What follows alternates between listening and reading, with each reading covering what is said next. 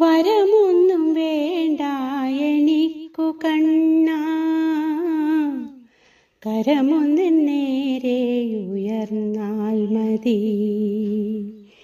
ഇരു കൈയും കൂപ്പി സ്മരിച്ചു നിൽക്കേ, തിരുരൂപമുള്ളിൽ തെളിഞ്ഞാൽ മതി.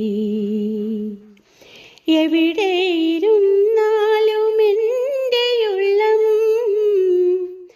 ഗുരുവായൂർ മതിലകത്തായാൽ മതി. ഒരു ചെറുതെന്നലിൽ കളഭഗന്ധം സകലം മറക്കുവാൻ എന്തു